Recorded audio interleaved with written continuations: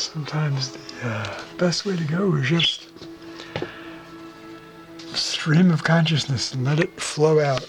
I was deliberating all day what I wanted to draw here, and I just decided just do it from the heart.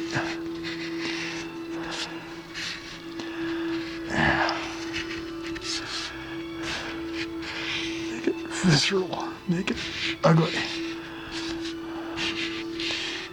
murderous weapons, allegorical sea monster. Yeah. There we go. Two nasty eyes in there. All right, and then you do the color and the detail as needed. That's a start.